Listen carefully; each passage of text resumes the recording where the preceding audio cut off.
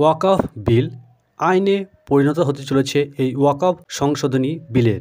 এই ওয়াকফ সংশোধনী বিলের প্রতিবাদে কলকাতা, চেন্নাই ও আহমেদাবাদে ব্যাপক বিক্ষোভ শুরু হয়েছে ইতিমধ্যে।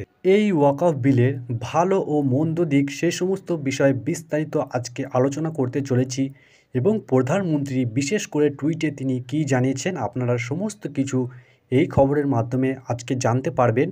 তো আপনারা নিয়মিত খবর পেতে হলে অবশ্যই চ্যানেলটি সাবস্ক্রাইব করে সঙ্গে থাকুন। এখানে জানানো হয়েছে যে সংসদের দুই কক্ষে ওয়াকফ বিল পাশ হওয়ার পর সেখান থেকেই বার্তা দিলেন প্রধানমন্ত্রী নরেন্দ্র মোদী। তিনি জানিয়েছেন ওয়াকফ সংশোধনী বিল পাস হওয়াকে অভূতপূর্ব বলেন। এতদিন যারা প্রান্তিক এবং বঞ্চিত ছিলেন নতুন বিল তাদের সাহায্য করবে। শাসক ও বিরোধী পক্ষের যুক্তি পাল্টা যুক্তি পর সংসদের দুই পক্ষে ওয়াকফ বিল পাস হয়। দুদিন সংসদে দুই কক্ষ মাত্র 25 ঘন্টা বেশি বিতর্কিত হয়েছে। দুদিন সংসদে দুই কক্ষের মধ্যে 25 ঘন্টা বেশি বিতর্কিত হয়েছে। বুধবার লোকসভায় ওয়াকফ সংশোধনী বিলের পক্ষে ভোট পড়েন 288টি আর বিপক্ষে পড়ে 232টি। আর রাজ্যসভায় প্রায় 13 ঘন্টা বিতর্কের পর ওয়াকফ সংশোধনীর পক্ষে ভোট দেন 128 জন সাংসদ আর বিপক্ষে মাত্র 95 জন সাংসদ ভোট দেন। সংসদের দুই কক্ষে ওয়াকফ বিলটি পাশ হওয়ার পর প্রধানমন্ত্রী সোশ্যাল মিডিয়ায় অর্থাৎ টুইটারে কি জানিয়েছেন তিনি আপনারা দেখে নিন। ওয়াকফ বিল নিয়ে প্রধানমন্ত্রী বিতর্ক অংশ নেওয়ার জন্য সংসদের কৃতজ্ঞতা জানালেন প্রধানমন্ত্রী। তিনি তার এক্স হ্যান্ডেলে প্রধানমন্ত্রী লেখেন, সংসদে ও কমিটির আলোচনায় যেসব সাংসদ অংশ নিয়েছেন তাদের সবাইকে কৃতজ্ঞতা জানায়। তাদের দৃষ্টিভঙ্গি এই আইনকে আরও শক্তিশালী করেছে। সাধারণ নাগরিকদেরও ধন্যবাদ জানান মোদি।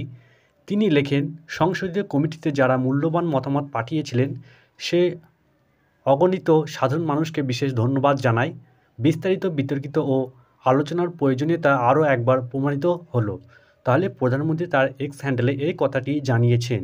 তিনি আরও জানান যে এতদিন যে ওয়াকফ ব্যবস্থা ছিল তা নিয়ে প্রধানমন্ত্রী লেখেন, দশকের পর দশক দায়বদ্ধতা ও স্বচ্ছতার অভাবের সামর্থক ছিল ওয়াকফ ব্যবস্থা। মুসলিম মহিলা, দারিদ্র্য মহিলা এবং পশমন্দা মুসলিমদের স্বার্থ ক্ষতিগ্রস্ত হয়েছে। সংসদে যে বিল পাস হয়েছে তা স্বচ্ছতা বাড়বে এবং মানুষের অধিকার সুরক্ষিত করবে। তাহলে ওয়াকফ বিলের জন্য প্রধানমন্ত্রী এই বার্তাগুলি পাঠিয়েছে এবং এখানে তাহলে ওয়াকফ বিল কবে থেকে লাগু এবং চালু হচ্ছে এখানে পরিষ্কারভাবে বলা হয়েছে যে লোকসভা ও রাজ্যসভায় বিলটি পাস হওয়ার পর এখন তা আইনে পরিণত হওয়া শুধুমাত্র সময়ের অপেক্ষা।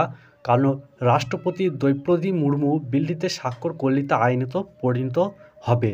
তাহলে রাষ্ট্রপতি এই বিলটিতে স্বাক্ষর করলেই তা আইনে পরিণত হবে।